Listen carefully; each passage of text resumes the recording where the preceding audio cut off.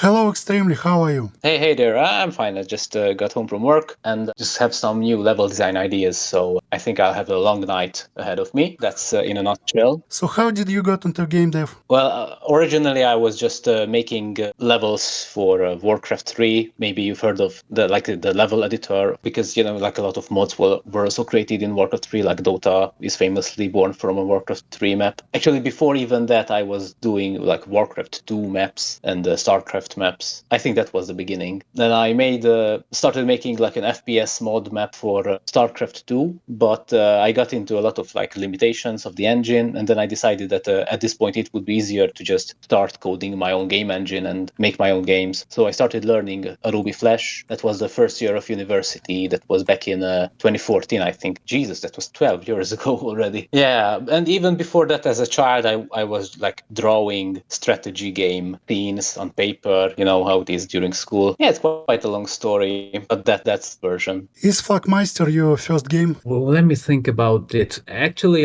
my first game was for April 1st. It was set in my old high school. It was more like a Ruby Flash test project. And then I made Flakmeister as like a university internship at the company. And that was already using JavaScript. So that was also more of a learning project. But yeah, I totally forgot about the game. Thank you for bringing it up, because I'm getting nostalgic now. But as a commercial game, it's your first release. Yeah. That was the first game that I got money for. So Not a lot of money, but... So for context, Flakmeister is a classic small game where an anti-air gun shoots down the planes and bombs. Say Paratrooper 1982, but this one is in 3D, had progression, and it's free to play on Armor Games. You can go and play it now. So you said it was your internship project? Yeah, and then I polished it up and I released it on... actually, I think it got more plays on like Crazy Games. To this very day, I keep getting bug reports from there. But Armor Games is more popular, I think, because that was the first link I've got to the game. Yeah, Armor Games is my favorite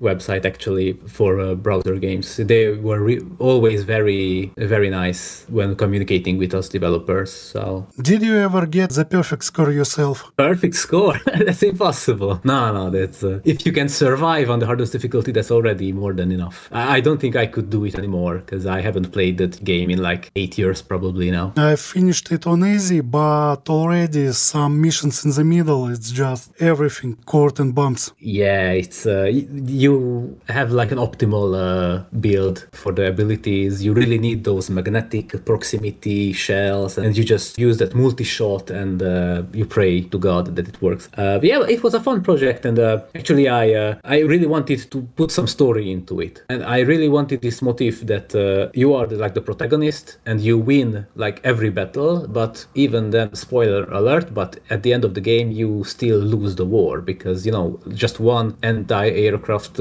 cannon cannot decide like the fate of a war. It's more of an Eastern European mindset, like the reality of it. Have you thought about releasing it on Steam or talk to Armor Games to release it, since we are publishing their collections on Steam? It really could benefit from a full screen mode.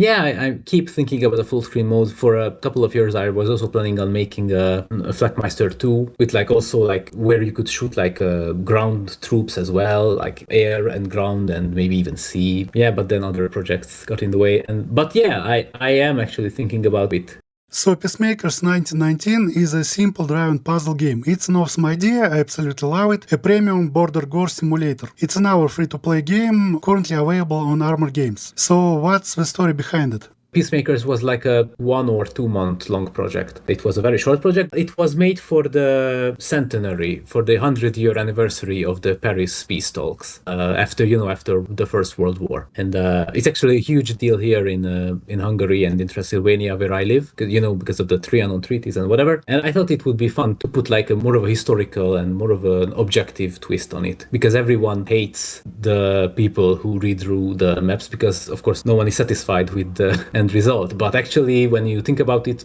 it's really not easy for these people to like find a compromise. And I wanted to give more of a face to this part of the equation because, and also I think it's fun. It's fun to redraw the borders and to see how you could ideally like redistribute the populations and the resources and so on. And I also wanted to introduce the motivations of different factions. So if you play the game, there are 3 different leaders, country leaders, who give you different objectives. So one is based on the British. Here they really want you to make like a beautiful, neat borders. Then the American counterpart, he is all about democracy and making sure that everyone gets into their own country so that the borders are fair. And then the last one is he was more of a French coded guy. He was more about like justice and like punishing the losing side and distributing the strategic resources and railroads and so on to the winning side. And it was good because it was also like a historic context, but also it gave multiple gameplay aspects to it, like multiple objectives. I think that game really has more potential in it that would probably be an even better fit for Steam because it's just a simple 2D, but it's more of a puzzle game. So it really could have a bigger audience on Steam probably. So if I had to choose between continuing Flakmeister or Peacemakers, I would probably continue Peacemakers, make it like a more user-friendly version of it. Yeah, the idea is awesome. It's original and fresh, but I'd love for it or a similar idea to be full release because the current version is too low res and has browser controls limitations. It's way too hard with unclear rules. After several hours, I just could not get even bronze on the 8th level. The score difference between 1 pixel here and 1 pixel there is insane. It feels like scoring is more obsessed with right angles on the grid than on the shortest distance between points. Yeah, because if I were to make like a Redux version or like a sequel, I would not put it on like a pixel grid, but instead I would divide it up into small like counties or villages, you know, like less of a granular map. I think that would be way more fun. Would be also make it possible to make a randomly generated map. Or lower resolution of the border grid, but with higher res graphics, something like that. Yeah, sure. It also sounds nice. I browsed your channel on YouTube at Borington 4317. You have some prototyping of an RTS engine. It seems like you've ended up using that engine for Run and Gun. It slowly gets more prettier when there's some water, and next you have Run and Gun. Oh, that's a funny story actually, because that project started out as like my university college thesis, you know, because I was studying computer science at the time. Yeah, I wanted to make an RTS, and there was this story about these Russian soldiers in Central Asia. Maybe you are familiar with it, like the painter Vasily Vereshchagin. White Sun of the Desert. Yes, exactly. Finally, someone heard of it. How could I not heard of it? It was on TV like for last 30 years. Well, not where I live, but I just fell in love with those uniforms and the setting because we don't really know a lot about it. Like Hollywood doesn't make movies about it and such. But then I just kept getting stuck in the story, you know. I just couldn't. I wasn't even there mentally at the time, and I was like, okay, I don't have time. This story needs some more time. I'm not old enough for this, not mature enough. I already had the vegetation shader. Actually, I based it on the CryEngine technology, and also had the pretty cool water shader and like cannons and muskets and stuff. And then it was obvious that pirates would be a simple, foolproof direction to take this, because I just wanted something stupid, you know, something that I don't take too seriously, some fun adventure. So Run and Gun comes out in early access next. It runs on a custom engine. It's a bit awkward to control, but it's full of cool ideas. Like you literally can pull out accordion in the middle of a fight and start playing. It gives off Mad Lad spirit of Hailstorm videos. Yeah, that's why I also licensed the drink from Hailstorm. I licensed that song for the launch trailer. Yeah, because I was listening to Hailstorm when I came up with the game ideas back in like 2018, I think. So it was a perfect fit because even the lyrics of the song have rum and gun in it. Like we are here drink your beer and steal your rum at the point of a gun. Anything else about Rum Gun? Did you play the No. Sim version? Yeah, I first bought it either on release, on full release, or soon after. I got about half of the game, so I haven't yet finished it. Well, almost like a 12-hour campaign. So, and in the end, I was just like, I had fun making the levels. I had the story idea in the end. Maybe did you get like to Act 3? Honestly, I don't know. I already saw the ship. Maybe I've got a couple of bosses. The story goes into some crazy directions, but this was more of a learning experience for me, you know? I will finish it one day. I just need to sit down and Yeah, put sure. my time into it. And if you have any feedback on the controls, you said that it's a bit awkward, then I'm more than happy to hear them out, and I'll see what I can do about it. But I'm not putting back controller support in the game because I can't give useful feedback because it's like all of it is working, all of it is playable. It just feels a bit awkward. Have you ever played Victor Run? Victor Run, that's like an ARPG, right? Yes, it's HNS RPG 2 and it has direct controls too. Run and Gun is exactly controlled like a traditional HNS RPG and is not exactly uses direct controls, but it uses combo like rapier has thrust attack directional. So it's not here, not there exactly, and a bit awkward if you try to use melee. Yeah, it's mostly balanced around the guns. So originally the game was more like a Doom from a top-down perspective. That's why you have like the separate buttons for the weapons and stuff. So in the first demo version, you didn't even have an inventory. You only had like 6 guns and that's it. And the run, it was not like a potion, but it was like a health pickup. So there was many changes in that game. That's why it's like a split identity, you know? It tries to be a shooter game, but also an ARPG, because originally it wasn't an ARPG to begin with. But if I were to make it now from scratch, like a lot of design decisions would be very different. You heard it here, Run and Gun confirmed. Of course, well, you have to continue the story because it ends on a cliffhanger. Oh no. Sorry. Yeah. So if you want to make a second one, I'd really advise to try Victor Run, because that game works perfectly with its controls, and it controls not exactly like traditional, like Diablo, point and click, but with direct controls, and you even have to jump. But it's still exactly in the genre. HNS RPG, you get your builds, and on top of it, it doesn't have static classes, so you can change your build on the fly. Try to see how we realized the controls, and it's made in Bulgaria, one of those famous studios. Actually, I keep mixing it up with the Incredible Adventures of Van Helsing, but that's a different game. It's Neocore Games. Van Helsing is very fun too, but it controls with mouse clicks as usual. That's why I remembered Victor Run, just because of the control scheme. Actually, I think I got more inspired by Magica. Magic? Oh, I don't really remember the controls. Yeah. If I remember correctly, that was also keyboard controls and mouse aiming. Yeah, I but might be wrong. that game is notoriously buggy and weird. Run was covered by Total Biscuit, and I haven't seen many people displeased with. Yeah, I remember now. It was a TV video. Yeah. DLCs get worse ratings, but the main game is pretty good. Okay, so next we finally get to our main dish, BlackChain. The genre of whining that RTS are dead is still going as strong as ever. 20 years ago it was game journalists who declared the genre is dead. 10 years ago it was clickbait YouTubers, and in the last years it's all AI-generated slop calling something like Supreme Commander obscure and the genre to be dead and Baldur's Gate to be an RTS game. And out of all of them, no one mentions new small indie releases. We are soon gonna call a Commander's clone or a turn-based war game an RTS when mention any of the fresh new indie releases. BlackChain was released in 2021. It's a StarCraft-based game with pocket economy, face cams, Zerg peasants that turn into buildings. From Command & Conquer, tanks in-field pickups like resource crates and medkits. There are buildings to occupy with infantry and rubber frame selecting the entire army instead of being limited to packs. It combined houses and the second resource into one building, and it forces territory spread for crypto miners. The story is full of cool buzzword writing, so Microsoft was ordered to break up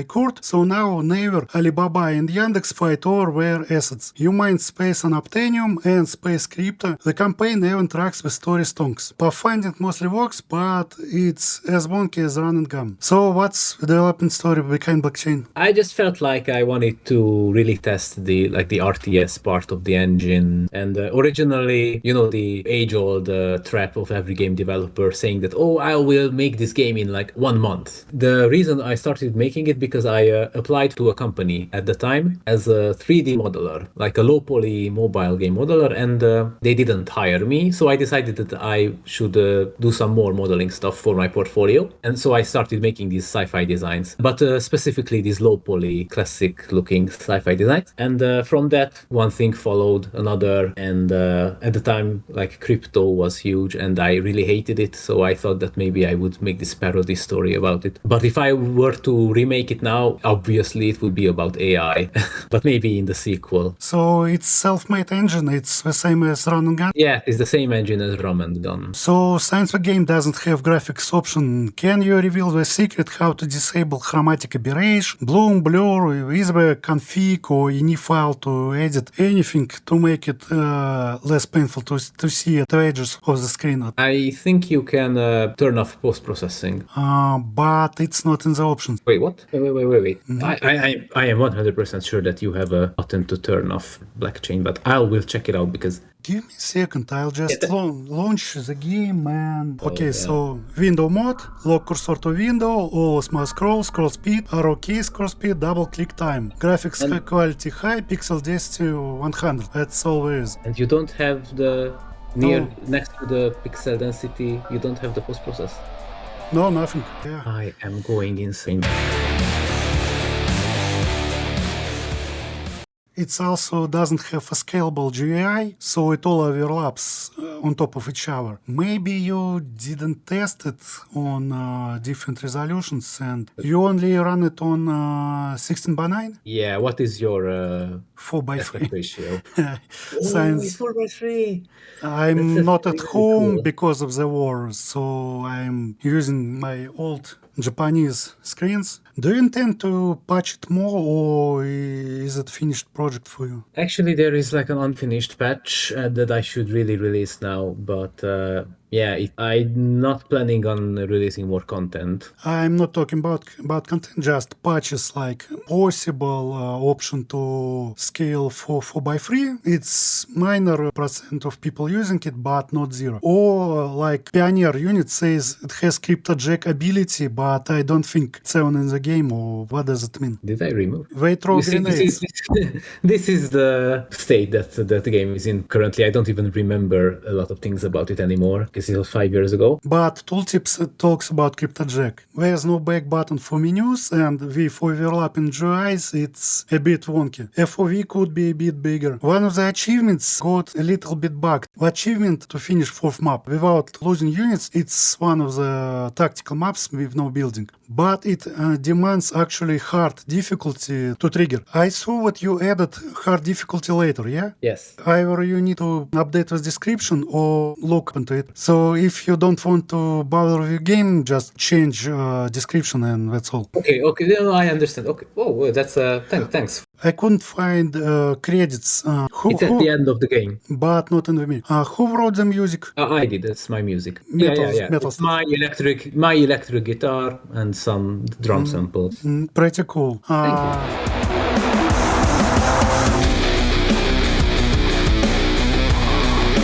Do credits have voice actors listed? Yes, most of them are from Fiverr and cool. some from Discord, and also my mom is in it. The main character sounds a lot like one of the Postal dudes. He's definitely not the guy. He's some guy from Fiverr, but I can't find him anymore. He's very talented, but I think he's like an electric engineer. He sounds pretty cool, and because he sounds a bit like Postal dude, he's like this self-assured guy. Copy that, HQ. Let's find the main console before they loot everything. I'm on the job. Anything else about BlackChain? Maybe there will be a sequel. That's what I would add to it, but I'm not sure. More RTS for RTS God. So what's your next game? Well, currently Delilah is in the works. I'm actually thinking about changing the name because search engines don't really like it. But yeah, it's basically like Doom from 1993. It's set in Eastern Europe. I've played the Armor Games demo, and I don't know if it changes it, but the item pickup sound is kind of annoying. Yeah, it's kind of like Minecraft. Yeah, give Yeah, it a that's a thought very if you old- can maybe change it. Very old demo. Thanks for the feedback. Actually, I'll have to change it. A lot has changed in the engine since then, especially like the blood effects and the combat and the weapons, and the graphics got a lot of updates. Became more retro, like the volticles and stuff. But yeah, now I'm working on the story and level design. Actually, I'm very stuck on the level design now. I have this creative block. I made those 3 maps for the demo back in like 2021, I think, or 2022, but I haven't made the map ever since. But I actually want to take the game to the next Steam Next Fest, probably the fall one. So I really want to make like 3 or 4 maps for that occasion. You don't have a full demo for it on Steam or something? No, not yet. Actually, the demo is marketed more as like a spin-off because even the name is Darkraid Delilah. Because I didn't want people with Rum Gun. The game had the same name as the browser demo, and people, instead of playing the game, they played the very old demo, and it was like a bad impression. So I decided that the demo for Delilah would have a different name so that people wouldn't mix up the two. Do you want to advertise anything else? Your socials? I mean, you can find me on Discord under the Borington server name, or I also have the YouTube page is probably a good place to start because I try to upload as often as possible. Nowadays, I'm more into Blender and animation stuff because I want to make also an animated movie for Delilah, like a cinematic. Yeah, and the next game after Delilah, that will be big. I'm telling you. Watch out, because this will be the next big RTS, I'm telling you. I promise. Okay, thank you for your time. It was a pleasure to talk to you and discuss your career. Yeah, thank you. And I hope that in 10 years or so, we will have the chance to talk again. And now about much bigger games and much better coded. Yeah, if you make another big RTS, I'd happy to talk to you because I'm trying to cover as many RTS games as possible. Okay, well, I hope we can talk about it even before the release. So if you have any ideas about it. Yeah, And thanks for the occasion. So yeah, it was really fun talking to you. thank you for your time. Goodbye. Yeah, goodbye, and goodbye to all the listeners as well.